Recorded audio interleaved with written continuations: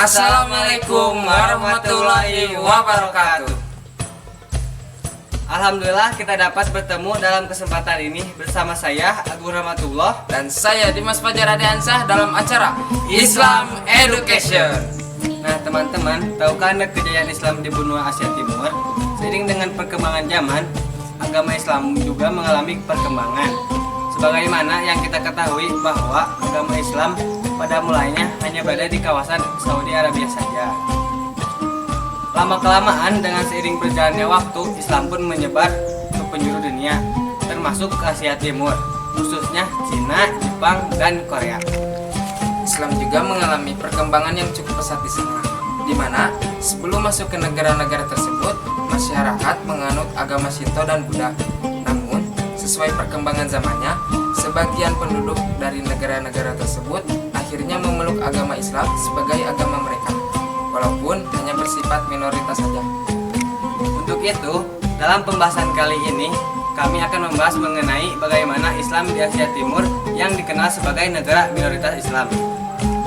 Berikut cuplikannya.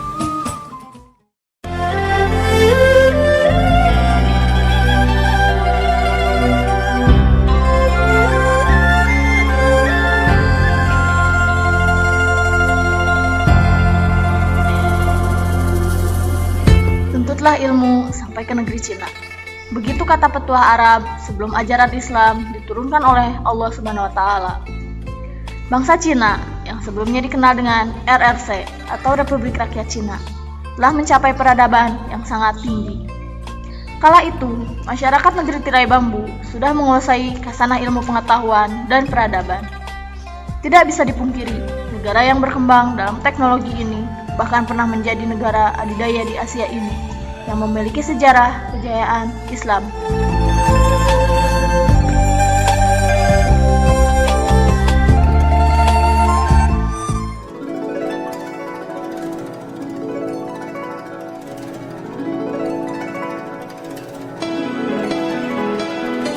Islam sampai ke Cina melalui dua jalur perdagangan. Pertama-tama melalui jalur laut dan kemudian melalui jalur darat.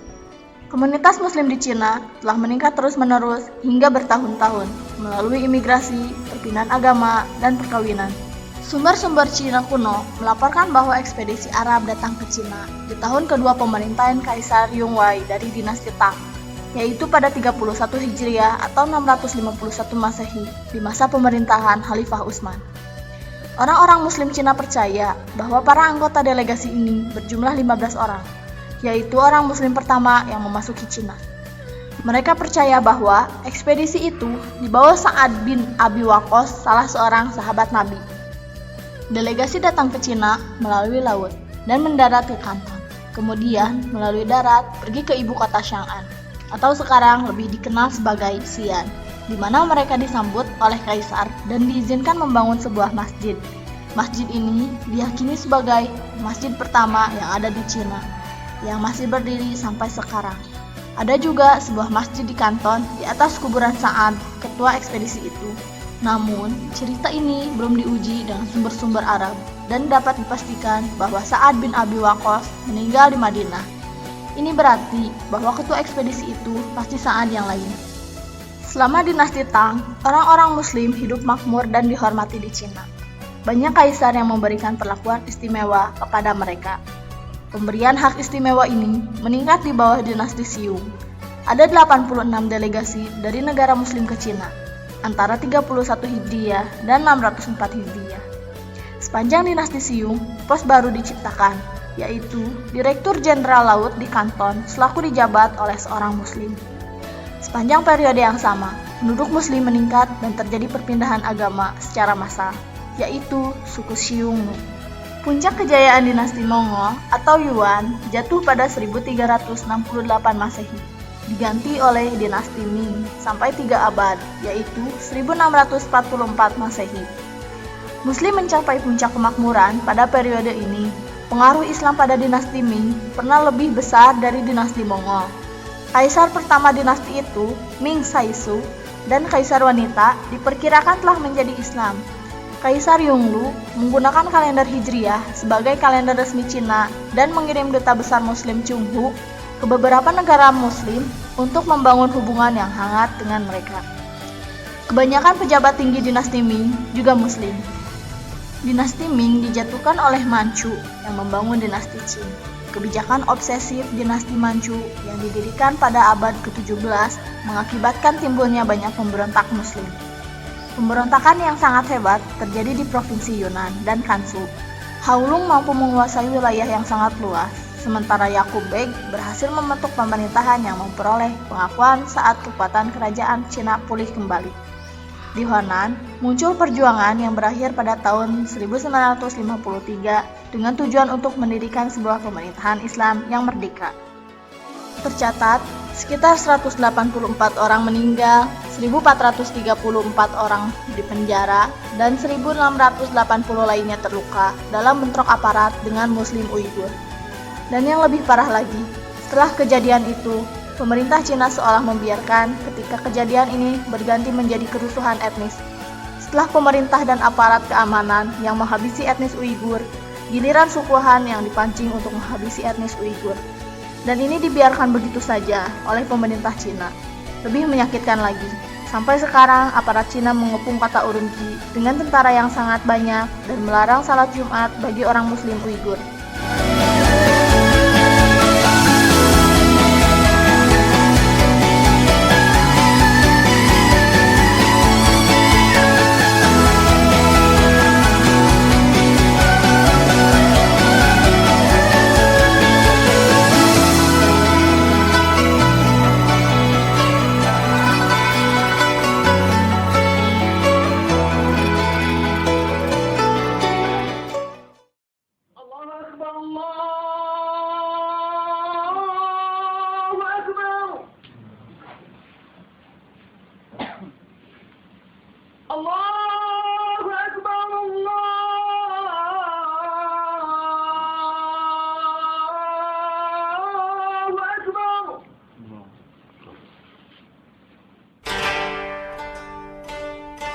Inilah kota yang memiliki daya magnet kuat dalam menarik wisatawan dunia. Tokyo. Bagaimana tidak? Di ibu kota negeri Sakura ini, wisatawan disuguhkan berbagai hal menarik. Mulai dari gedung-gedung modern, pusat perbelanjaan, hingga sistem perkereta apian yang mengagumkan. Di samping itu, negeri Sakura ini memiliki sejarah kejayaan Islam.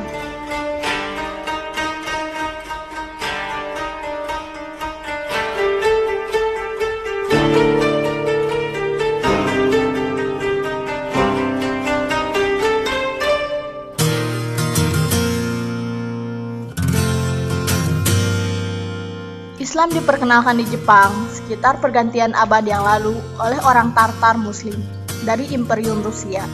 Salah seorang pendakwah pertama, Abdul Rashid Ibrahim, datang di Jepang pada tahun 1909. Setelah itu, lebih banyak Muslim Tartar datang ke Jepang. Kemudian orang Jepang pindah agama ke Islam. Orang Jepang yang pertama kali masuk Islam adalah Torajiro Yamada. Kemudian disusul oleh Mitsutaro Takaoka pada tahun 1909 yang kemudian mengganti namanya menjadi Omar Yamaoka setelah pulang dari ibadah haji. Islam di Jepang berkembang pesat saat berkecamuknya Perang Dunia II. Kemudian, satu lagi, pada saat terjadi krisis minyak dunia. Islam mencapai puncak kejayaannya di Jepang pada tahun 1973.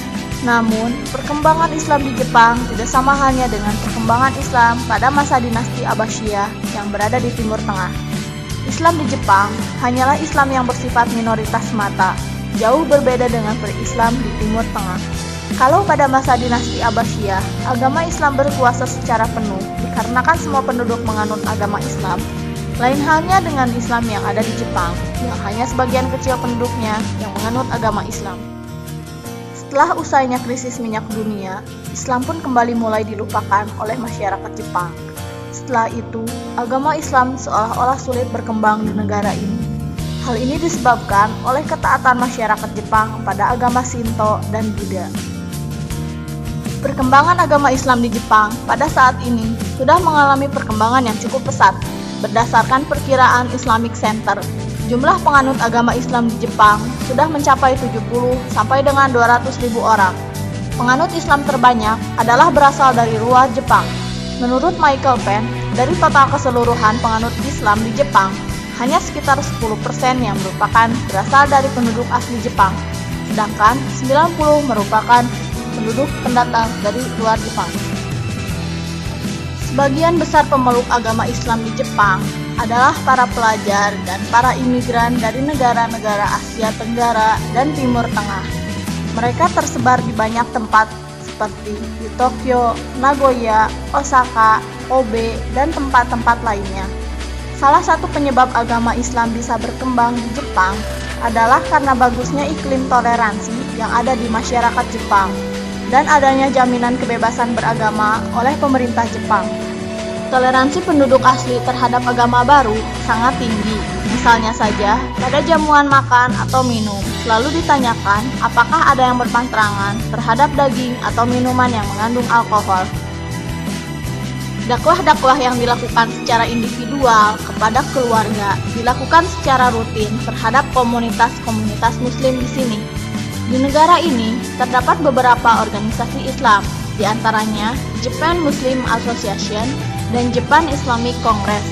Negara ini pernah menyelenggarakan seminar internasional yang diselenggarakan oleh JIC atau Japan Islamic Congress. Dengan adanya organisasi ini, sangat berpengaruh terhadap perkembangan agama Islam di Jepang. Asosiasi yang berdiri sejak tahun 1987 ini mengusahakan agar Muslim dapat mengunjungi masjid dan beribadah di dalamnya, menyediakan ruangan dengan petunjuk arah kiblat, juga memberikan informasi terkait tempat-tempat makanan halal.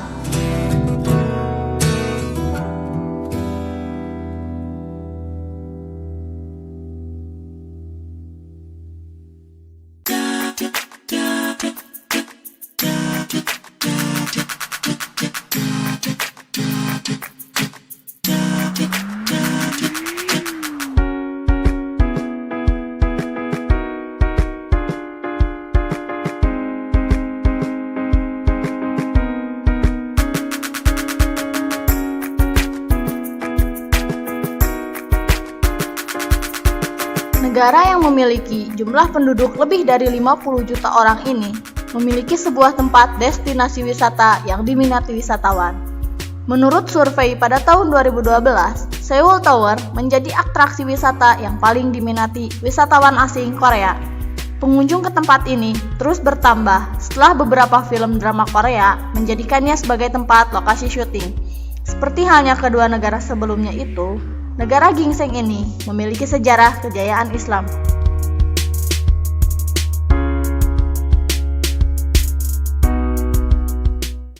Kehadiran pertama Islam dapat diverifikasi di Korea berawal dari abad ke-9 selama periode Silla Bersatu dengan kedatangan pedagang dan navigator Persia dan Arab.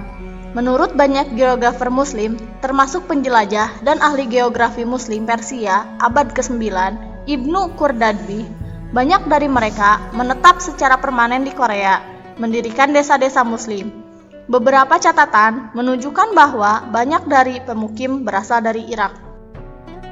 Catatan lain menunjukkan bahwa sejumlah besar dari Syiah faksi Alawi menetap di Korea. Selanjutnya, yang menunjukkan adanya masyarakat Muslim Timur Tengah di Silla adalah patung-patung wali kerajaan dengan karakteristik khas Persia. Pada gilirannya, umat Islam banyak kemudian menikah dengan wanita Korea. Beberapa asimilasi ke Buddhisme dan Shamanisme terjadi karena isolasi geografis Korea dari dunia Muslim. Catatan paling awal dari Muslim asli Korea berawal dari abad ke-19, ketika ada sebuah komunitas Muslim yang signifikan yang menempatkan dirinya di Manchuria. Kelompok ini meliputi keturunan pedagang Asia Tengah yang telah menetap di kota-kota Manchuria. Di sanalah warga Korea asli pertama kali datang untuk menerima Islam sebagai agama mereka. Namun, itu hanya setelah Perang Korea bahwa Islam mulai tumbuh secara signifikan di Korea.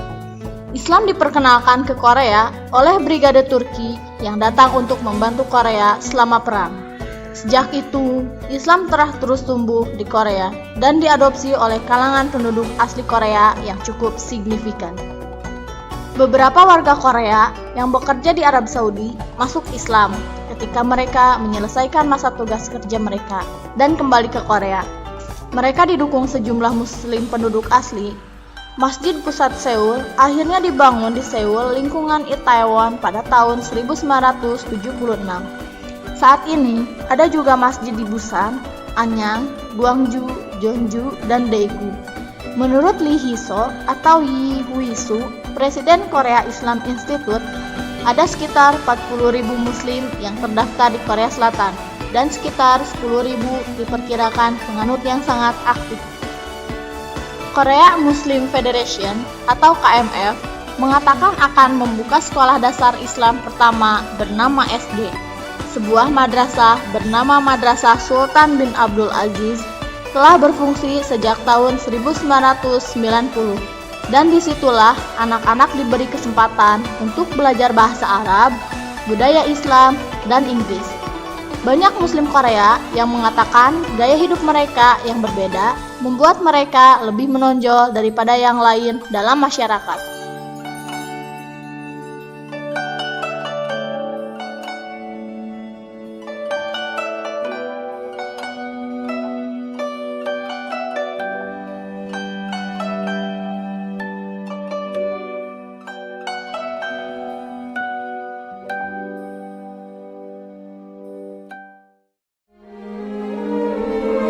Pemirsa beriman, itulah tadi beberapa penyebaran agama Islam yang telah diterapkan di beberapa negara. Semoga tayangan tadi dapat memberikan motivasi bagi kita untuk dapat menerapkan konsep Islam dalam kehidupan sehari-hari. Karena tidak ada salahnya jika kita meniru hal-hal yang baik yang sesuai dengan apa yang diajarkan oleh Allah dan Rasul-Nya.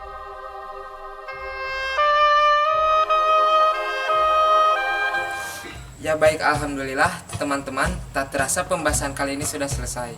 Mudah-mudahan bermanfaat juga menambah wawasan kita semua tentang kejayaan Islam di Asia Timur.